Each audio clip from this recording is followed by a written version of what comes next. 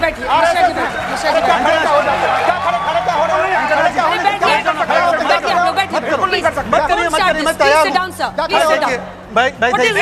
जी एक मिनट, मैंने सिपाहियों का गुंडागर्दी यूपी में देखा था, यहाँ पहली बार देख रहा हूँ। दूसरे को बोलने नहीं देते।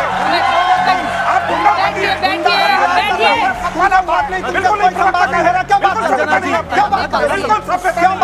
हुल्लड़ डिबेट में आपका स्वागत है। त्योहारों पर तनाव और तकरार लगता रिवाज सा बन गया है। पहले होली जुमे की नमाज पर विवाद, फिर रामनवमी पर हंगामा बरपा और अब 12 अप्रैल को हनुमान जयंती पर पश्चिम बंगाल में बीजेपी और टीएमसी में तनातनी तेज होती जा रही है। बीजेपी जहां हनुमान जयंती को बड़े स्तर से मनाने का ऐलान कर चुकी है, तो वहीं बंगाल में बांकुरा के सोनामुखी के बीजेपी विधायक दिवाकर घरामी ने लोगों से अपील की है कि पुलिस के ऊपर भरोसा मत कीजिए, जिंदा रहने के लिए अपने घरों में हथियार रखें।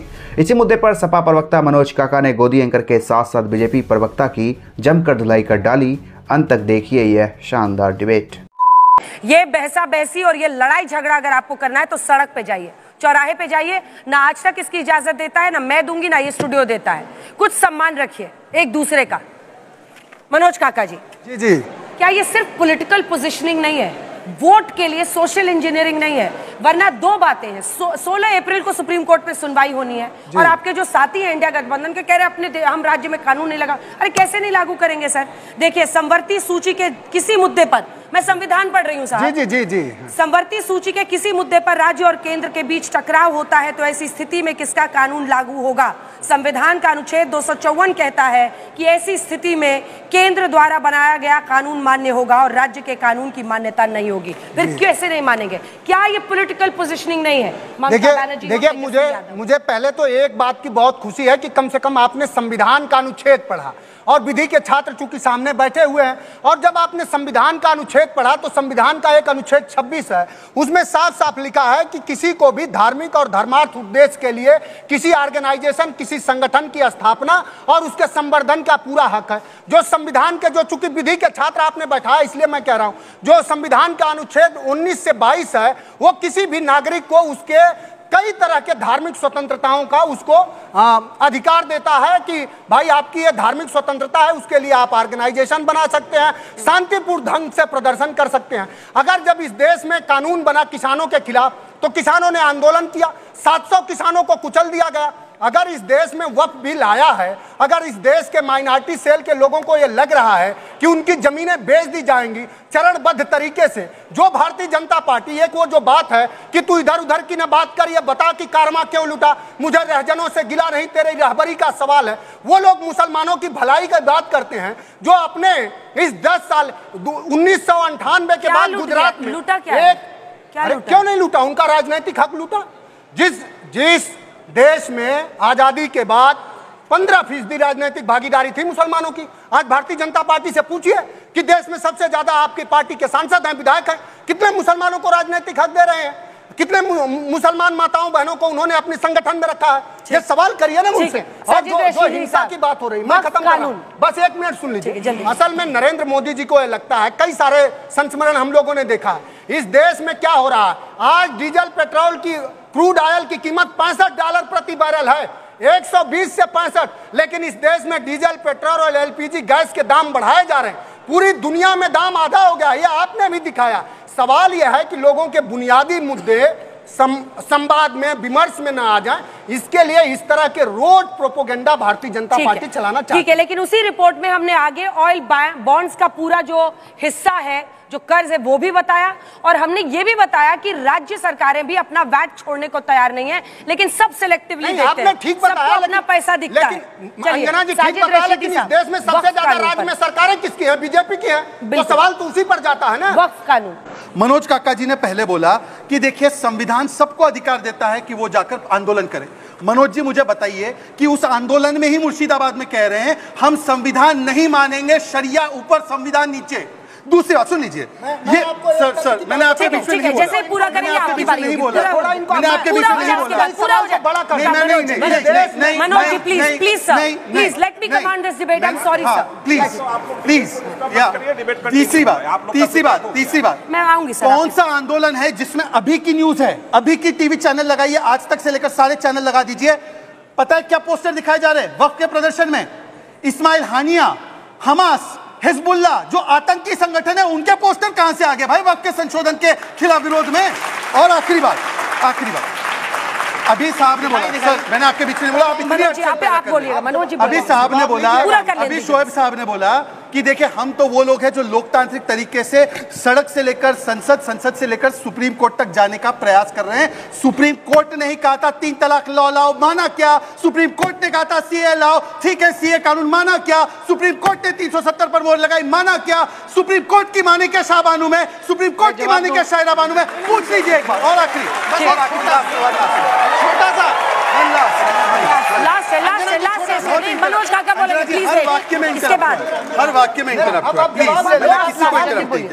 देखिए आखिरी में इन्होंने क्या बोला कि मुद्दों पे बात होनी चाहिए, बच्चों के मुद्दों पर। तो मैं पूछना चाहता हूं आपसे दीपक झा साहब, 25,000 लोगों की नौकरियां चली गई पश्चिम बंगाल में, प्रियंका वाड्रा जी कहां हैं? घूमने से फुर्सत मिली क्या?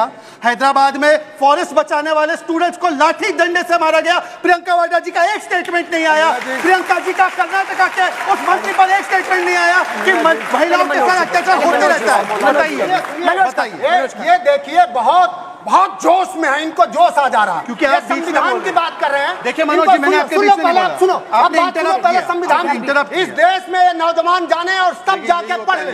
इस देश में अगर संविधान का और संविधान के दाता बाबा साहब का अगर सबसे ज्यादा किसी ने अपमान किया था तो आरएसएस ने किया था, ये आपको पढ़ना चाहिए। अच्छा। संविधान ने ही कहा है कि तिरंगा हमारी आन बान शान है, लेकिन आरएसएस ने अपने मुख्यालय पर 52 साल तक तिरंगा नहीं फहराया। ये संविधान का अपमान था कि नहीं था? और देश में जब आपका एक मंत्री इसी दिल्ली में ये जाके नारा लगाता है कि गोली मारो वाला नारा देता है, तो ये संविधान का अपमान है कि नहीं? और संविधान का आप सुप्रीम कोर्ट के आप सुन लो ना, सुप्रीम कोर्ट ने अभी निर्णय दिया है उत्तर प्रदेश के बारे में। योगी आदित्यनाथ को सुप्रीम कोर्ट ने कहा है कि आपका जो कार्य है और जो बुलडोजरी न्याय है अत्याचार का, उससे सुप्रीम कोर्ट की अंतरात्मा हिलती है। वो सुप्रीम कोर्ट के अब मैं जवाब दूं, आपको याद है आपकी अनुमति हो तो गोलवारकर और वो सुन जवाब दूं, पूरा सुन लो आप। गोलवारकर और सावरकर बारी बारी से सब मुझे देखिए, आपस में देखना बंद कीजिए। इधर देखिए, हाँ गोलवारकर की बंच ऑफ थॉट और we are now nationhood define, इनको पढ़ना चाहिए। उन्होंने कहा है कि जो ये तिरंगे में जो 3 रंग है ये कोई शुभ नहीं है। ये बताइए ये संविधान का और देश के राष्ट्रीय मान्यताओं का अपमान है कि नहीं? वो देश के संविधान का, राष्ट्रीय मान्यताओं का, मूल्यों का, और बाबा साहब को इसी देश के उच्च सदन में इस देश के गृह मंत्री ने क्या बोला, किस तरह से उनके तिरस्कार भाव वाले शब्द निकले। ज्यादा कोई देश में बाबा साहब का संविधान मौलाना साहब से और मेरे मित्र से माफी मांगता हूं। एक लोगों ने करा। देखिए अंजना जी, मैं तो पालन कर रहा हूं आपके रूल्स का।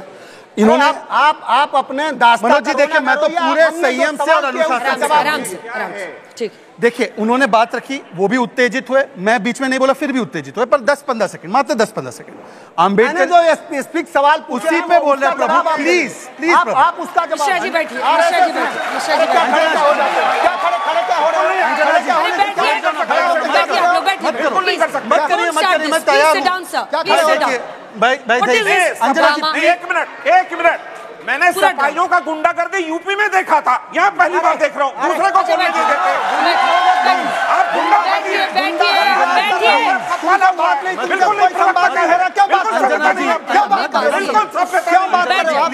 अंजना जी मैं रिक्वेस्ट कर रहा हूँ, मैं अगली बार जिसको इतना उठने का मन करे ना तो आप प्लीज निकल ही जाइएगा, क्योंकि हम लोग सभ्य बहस करना चाहते हैं। I am requesting all of you and please अपनी बारी में बोलिए। शहजाद पुनावाला, जस्ट 15 सेकंड लूंगा और इन्हीं के स्पेसिफिक सवालों का। आम्बेडकर जी की चिंता वो कर रहे हैं जिनके नेता आजम खान ने बोला था, अरे जल्दी ऑडियो नहीं आ रहा है, भी जाना है। आजम खान का बयान है। आजम देखिए अंजना जी, मैं डिबेट बहुत ही संयमित अनुशासित तरीके से करता हूँ।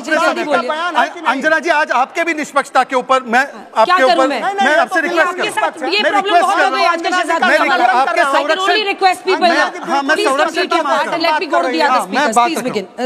अंजना जी, आजम खान का ऑफिशियल बयान आज तक पे चला है कि आम्बेडकर जी की प्रतिमा ऐसे जहाँ खड़ी होती है वो आज तक पर अमित शाह का भी बयान चला है। वो अंजना जी प्लीज बंद कीजिए ये। वो भी ऐसे लड़ना तो जाइए ना सर सड़क पे, फिर क्यों ऐसे कर? अंजना जी मैंने किसी के बीच में नहीं बोला, मैं भारतीय जनता पार्टी का राष्ट्रीय प्रवक्ता हूं, मैं अपने सम्मान कीजिए सर, सम्मान ले रहा हूं, मैं अपने समय पे बोल रहा हूं, इससे ज्यादा हम क्या कर सकते हैं? अंजना जी, आजम खान का स्टेटेड बयान है कि आजम खान ने बोला अंबेडकर जी की प्रतिमा ऐसे उंगली लगाकर जहां खड़ी होती है वो भू माफिया का संकेत है, वो वहां की और आगे की जमीन कब्जा करने वाले अंबेडकर जी। और दूसरी बात, 8 जिलों का नाम दलित महानुभावों के नाम पर था, उसको चेंज करने का महापाप अखिलेश यादव जी ने किया। महामाया नगर से लेकर बुद्ध नगर से लेकर रमाबाई नगर से लेकर अंबेडकर नगर, और ये कहते हैं अंबेडकर जी का अनुयायी है। दीपक झा और उसके ऐसे आप लोग हाथ उठाइएगा जिसको भी सवाल करना है। ठीक है अंजना जी, मुझे डर लगता है भाजपा के गालीबाज नेताओं से, गालीबाज प्रवक्ताओं से, कि चैनल के अंदर वो गाली देने लगेंगे और आज तक के स्टूडियो में अगर गाली देंगे तो बहुत बदनामी होगी चैनल के भी और देश के भी। लेकिन क्या है, पर अपने साथियों को क्यों गालीबाज किया? अरे सुन, चुप चुप चुप चुप। अंजना जी, जिस सच्चर कमेटी के लोग दुहाई देते हैं वो किसने बनाया था, जरा इनसे पूछ लीजिएगा, इनको इतिहास नहीं पता है। एक कहते हैं कि मुसलमानों के लिए क्या किया, अल्पसंख्यक आयोग किसने बनाया, जामिया मिलिया इस्लामिया किसने बनाया, अलीगढ़ मुस्लिम यूनिवर्सिटी किसने बनाया। अब आप पढ़ेंगे नहीं तो भाई क्या करेंगे, कांग्रेस को गाली ही देंगे ना। पढ़े लिख के आते, थोड़ा जामिया में जाके पढ़े होते तो बेहतर होता। बात तो देश की जनता हंसती नहीं आप पे। और रही बात 200 बीघे की जमीन की, आप उस डॉक्यूमेंट्स को ले आइए। अपना पेपर तो कहते हैं दिखाएंगे नहीं, लेकिन कांग्रेस ने लूटा उसको याद रखते हैं। तो बात है दोहरा चरित्र और दोगलापन। अल्पसंख्यक आयोग किसने बनाया, वो कह रहे बनाया ना। आप ये भी बता दीजिए, हज पे सब्सिडी दिया तो आप शांत थे, आप ये भी मुसलमानों के जब काम किया तो आप शांत थे। मैं आपसे लंबा हूँ, मैं आपसे लंबा, तो आप शांत थे। अगली बार से पोडियम लगा देंगे। इनको पढ़ने लिखने का शौक नहीं था। अंजना जी, अगर मैं खड़ा हो गया यहाँ तक। और अंजना जी एक सेकंड, अंजना जी एक सेकंड और, एक सेकंड अंजना जी, बॉडी शेमिंग मत कीजिए, अपना बताइए। भाजपा के इधर देख के बोलिए ना। अंजना जी, भाजपा के विधायक राजस्थान में विधानसभा के अंदर गोपाल शर्मा, कांग्रेस विधायक रफीक खान को कहते हैं पाकिस्तानी है। ये भाजपा इस पे क्या कहेगी? इन्होंने पाकिस्तानी बोलते हैं विधायकों को संसद भवन विधानसभा के अंदर। इन्होंने ये कहा कि हमने अल्पसंख्यक आयोग बनाया। एक डाटा ये भी बता दें, उस आयोग के जरिए से कितने मुसलमानों को नौकरियां दे दी, ये भी बता दें। कितने मुसलमानों को नौकरियां दे दी आपने? पहले अपने जल्दी 3 लाइन सिर्फ टाइम है, मुझे सवाल लेने बच्चों। देश का पहला शिक्षा मंत्री मौलाना आजाद को बना दिया, और क्या बात करते हो आप? खुद ही कह रहे हैं दलित से बदतर है, आप झुंझुने दे रहे हो। फाउंडेशन बनाया मौलाना आजाद, अब पढ़ोगे लिखोगे नहीं तो भाई क्या मैं कह रहा हूँ नौकरियां कितनी दी है, आप कह रहे हैं हमने ये बना दिया, हमने वो बना। अरे 2 करोड़ नौकरी मोदी जी से पूछते हो, 2 करोड़ नौकरी देश का युवा यहाँ बैठा हुआ है। नौकरी बताइए ना, कितना नौकरी बताइए ना। अरे मोदी जी से मुसलमानों को नौकरियां कितनी दी वो बताइए। आपका कितनी हिस्सेदारी? अरे भाई, मुसलमानों को नौकरियां कितनी दी वो बताइए। अंजना जी, झुंझुने नहीं चाहिए हमें। पूछ लें 2 करोड़ की नौकरियों में इनकी हिस्सेदारी कितनी है, बता दें मोदी जी, भाजपा के प्रवक्ता बता दें। दोस्तों, ये क्या हो गया हमारे देश को, जहां कभी होली, दीपावली, ईद, क्रिसमस सब मिलकर मनाते थे, आज वही त्योहार तनाव और तकरार का सबब बन गया है। भाईचारा जो कभी हमारी ताकत थी अब कहीं खो सा गया है। हर तरफ बस नफरत, बंटवारा और सियासत का जहर फैल रहा है। आखिर ये नफरत आई कहां से? क्यों हम एक दूसरे के खिलाफ खड़े हो गए हैं? हनुमान जयंती जैसे पवित्र दिन को भी अब सियासी रंग में रंग दिया जा रहा है। इस पर अपनी राय हमें जरूर बताएं। वीडियो पर लाइक कमेंट करना ना भूलें। अगर आप चैनल पर नए हैं तो चैनल को जरूर सब्सक्राइब कर लें। धन्यवाद।